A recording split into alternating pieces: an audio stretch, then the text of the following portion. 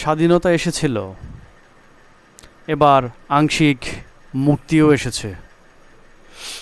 আংশিক মুক্তি বললাম এই জন্যেই, কারণ যে মুক্তির জন্য আমাদের লড়াই সেটি এখনো পর্যন্ত যোজন যোজন মাইল দূরে আছে। সেজন্য আমাদের আরও লড়াই চালিয়ে যেতে হবে, প্রয়োজনে রাজপথে আবার নামতে হবে। কারণ মুক্তির যে লড়াই, এটা একদিন দুই দিনের ব্যাপার নয়, এটা একটা ধাপে ধাপে হয় আর কি, ধীরে ধীরে হয়। তবে এই জিনিসগুলো আমাদেরকে প্রথমেই জেনে নিতে হবে।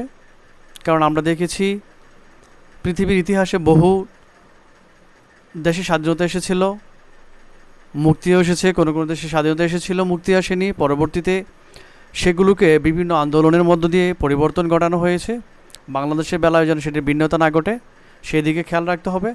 কারণ বাংলাদেশ মুক্তির দিকে এগোচ্ছে। মুক্তির দিকে এগোচ্ছে বললাম এই জন্যই, কারণ এখনও পর্যন্ত স্বাধীনতার পরে যেই কাজগুলো করা প্রয়োজন সেগুলো সঠিকভাবে করা হয়নি, কোনো কিছুরই ঠিকঠাক গঠন করা হয়নি। বিশেষ করে মৌলিক চাহিদার যে 5টি বেসিক নিডস আছে সেগুলো ফিল আপ করা হয়নি, সেগুলো এখনও অসুস্থ অবস্থায় পড়ে আছে। 5টি মৌলিক চাহিদার আগে চিকিৎসা প্রয়োজন, তারপর আমাদের রাষ্ট্র নিয়ে পরে কথা। এই 5টি মৌলিক চাহিদার পরিবর্তনের মধ্য দিয়েই রাষ্ট্রের মূল পরিবর্তনটি ঘটবে, অর্থাৎ মুক্তি আসবে। আর এই মুক্তির জন্য আমাদের অনেক ত্যাগ তিতিক্ষা করতে হয়েছে। আবু সাইদকে জীবন দিতে হয়েছে, মুগ্ধকে জীবন দিতে হয়েছে, তাহমিদকে জীবন দিতে হয়েছে। মায়ের বুক খালি হয়ে গেছে, মায়ের বুকে সন্তান গুলিবিদ্ধ হয়েছে, পিতার বুকে সন্তান গুলিবিদ্ধ হয়েছে, বাবার কাছে সন্তান পুলিশের গুলিতে নিহত হয়েছেন। এরকম অসংখ্য ঘটনার কথা আমরা স্মরণ করতে পারি। সেদিক থেকে বিবেচনা করে আমরা বলবো আমাদের মুক্তি এখনও আসেনি। কারণ আমরা জানি এই ফ্যাসিবাদী সরকার থাকাকালে 16-17 বছরে যে পরিমাণ আওয়ামী ধর্মী লোকজনকে প্রশাসনে ঢুকিয়েছে, সেগুলো যতক্ষণ পর্যন্ত না এগুলো জঞ্জাল মুক্ত করা হবে ততক্ষণ পর্যন্ত আমাদের মুক্তি আসবে বলে আমি বিশ্বাস করি না। কারণ এই প্রশাসনটাকে শকুনের থাবার মতন আঁকড়ে আছে এই আওয়ামী চরিত্রের মানুষগুলো।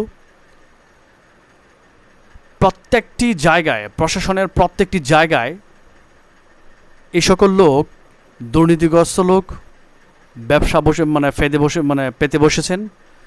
আপনি যেখানেই যাবেন সেখানেই ঘুষ বাণিজ্য, সেখানে আপনাকে অর্থের বিনিময়ে কাজ সম্পাদন করতে হবে। বিনা টাকায় কোনো কার্যকলাপ হবে না বললে আমরা দেখেছি, এবং সেগুলো মিডিয়ায়ও দেখেছি। ঘুষ ছাড়া কোনো জায়গায় কোনো কথা হয় না। এজন্য এখন এগুলো পরিবর্তন করার সময় এসেছে।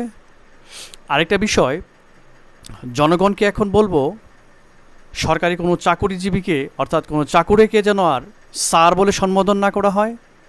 কারণ আমরা দেখেছি স্যার শব্দটি সংবিধানের আলোকে যদি বলি, জনগণকে, প্রত্যেকটি প্রশাসনিক কর্মকর্তার স্যার বলা উচিত। জনগণ হচ্ছে রাষ্ট্রের স্যার। সুতরাং এই বিষয়টিকে ব্রিটিশরা যখন আমাদের এখানে আসেন, তারা আমাদের উপর এগুলো চাপিয়ে দেন, অর্থাৎ আমরা যেন তাদেরকে স্যার বলি। কিন্তু ব্রিটেনে কিন্তু এটার উল্টো চিত্র দেখা যায়। ব্রিটেনে কখনোই কোনো প্রশাসনিক কর্মকর্তাগণ স্যার ব্যতীত সম্বোধন কাউকেই করে না, অর্থাৎ জনসাধারণকে স্যার বলে সম্বোধন করেন। তো আমাদের এই অঞ্চলে যখন ব্রিটিশরা আসে তখন তারা আমাদেরকে ভিন্ন চোখে দেখতে থাকে, দুর্বলভাবে। সেজন্যই তারা এই স্যার শব্দটি রিভার্স করে দেয় এখানে, অর্থাৎ উল্টিয়ে দেয়, অর্থাৎ জনগণকে এখানে তাদেরকে স্যার বলতে বাধ্য করা হয়।